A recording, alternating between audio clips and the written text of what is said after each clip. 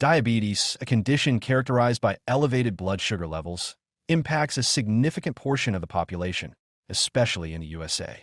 This chronic illness has a surprisingly long history, with roots stretching back to ancient civilizations.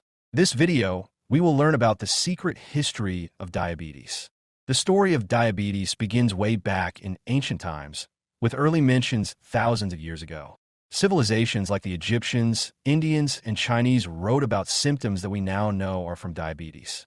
Around 1550 BC, an Egyptian text described frequent urination, which is a major sign of diabetes. The word diabetes itself comes from Greek. A Greek physician named Aretius of Cappadocia, who lived in the 1st century AD, is the one who came up with the term. He used diabetes, which means to pass through or to siphon, to describe the excessive urination that people with the condition experience. It's said that he even tasted the urine of people with diabetes and noticed it was sweet, though that's not confirmed.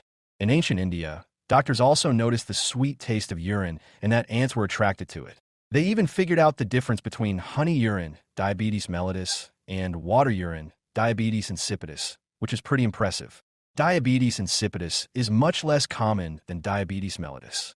These early observations, even though they were limited by the science of the time, set the stage for future research.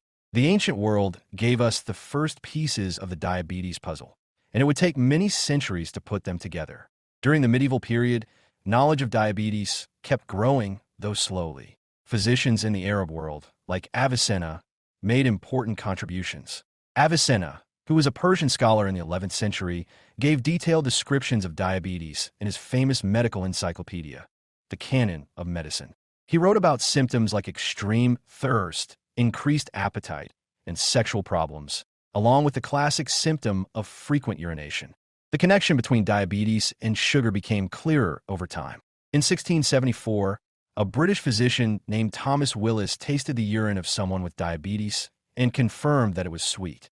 Willis added the word mellitus, which means honey or sweet, to diabetes, giving us the name we still use today, diabetes mellitus. In the 17th and 18th centuries, scientists kept investigating what diabetes was all about. They started looking into the role of blood and how diet affected the condition.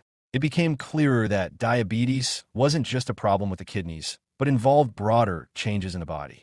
The 19th century was a time of major progress in understanding diabetes. The development of new chemical analysis methods let scientists examine blood and urine more closely, which led to important discoveries about the metabolic problems caused by diabetes. In the early 1800s, scientists found that glucose, a type of sugar, was present in the urine of people with diabetes. This discovery showed how important glucose metabolism is in the condition. In 1815, French chemist Michel-Eugène Chevreul confirmed that the sugar in the urine was indeed glucose, the same sugar found in grapes and honey. Another key development was realizing that the pancreas plays a role in diabetes. In 1889, German physicians Oskar Minkowski and Joseph von Mering made a groundbreaking discovery. They removed the pancreas from dogs and saw that the animals developed diabetes symptoms. This experiment proved that the pancreas produces a substance that's essential for regulating blood sugar. The early 20th century brought one of the biggest breakthroughs in diabetes history, the discovery of insulin. In 1921, a team of Canadian scientists led by Frederick Banting, Charles Best, James Collip, and John MacLeod successfully isolated insulin from the pancreas. The discovery of insulin in 1921 is one of the most celebrated breakthroughs in medical science. A team of Canadian scientists, Frederick Banting, Charles Best, James Collip, and John MacLeod, working at the University of Toronto, successfully isolated insulin from the pancreas. This discovery was revolutionary because, for the first time, there was a treatment that could save the lives of people with type 1 diabetes, a condition that was previously a death sentence. The events leading up to this discovery were filled with scientific rigor and perseverance. Earlier researchers had already established the link between the pancreas and diabetes. In 1889, German physicians Oskar Minkowski and Joseph von Mering demonstrated that removing the pancreas from dogs led to the development of diabetes symptoms. This crucial experiment highlighted that the pancreas produced a substance essential for regulating blood sugar levels. Building on this knowledge, the Canadian team focused on isolating this elusive substance. Frederick Banting, a surgeon, and Charles Best, a medical student, began their experiments in May 1921. They worked tirelessly, using extracts from the pancreas of dogs. Initially, their extracts were impure and caused significant side effects, but they persisted. James Collip, a biochemist, joined the team and played a crucial role in purifying the insulin extract. His work led to the production of a more stable and usable form of insulin. John McLeod, the department head, provided essential support and resources to the team. The first person with diabetes to receive insulin was 14-year-old Leonard Thompson. In January 1922, he was given an injection of insulin. While the initial results were promising, the extract still contained impurities. After further purification by Collip, Thompson's condition improved dramatically with subsequent injections. The news of insulin's success spread quickly, and the demand for it was huge. Drug companies quickly increased production to make insulin available to the millions of people with diabetes around the world. However, the widespread use of insulin also brought new challenges. The early insulin preparations weren't as refined as they are today, and people experienced side effects like allergic reactions and inconsistencies in how strong the insulin was. Over the decades, insulin production and delivery methods have gotten much better. Different types of insulin were developed, which vary in how quickly they start working and how long they last, allowing for more personalized treatment plans. Insulin pens and pumps have made insulin therapy more convenient and precise. This discovery was revolutionary.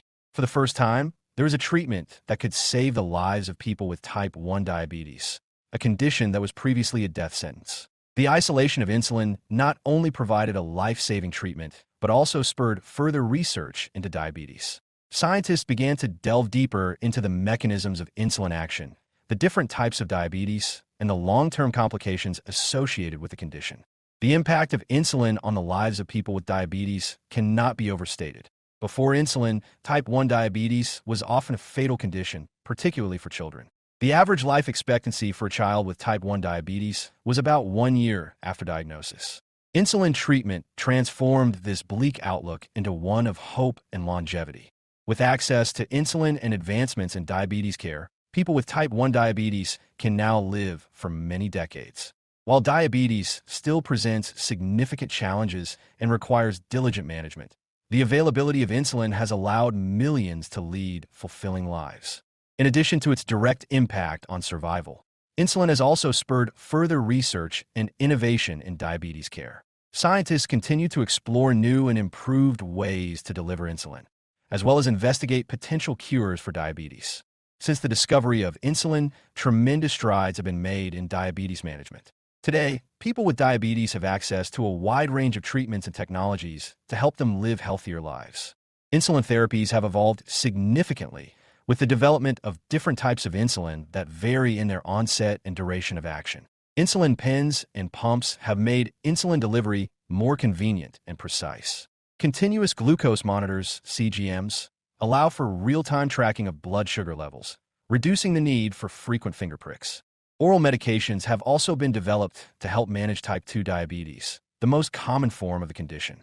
These medications work in various ways, such as increasing insulin sensitivity, stimulating insulin secretion, or reducing glucose production by the liver. Lifestyle modifications, including diet and exercise, remain crucial components of diabetes management. Research into diabetes continues at a rapid pace. Scientists are exploring new avenues for prevention, treatment, and even a cure. Advances in genetics, immunology, and regenerative medicine hold promise for future breakthroughs. Please like, comment, and subscribe.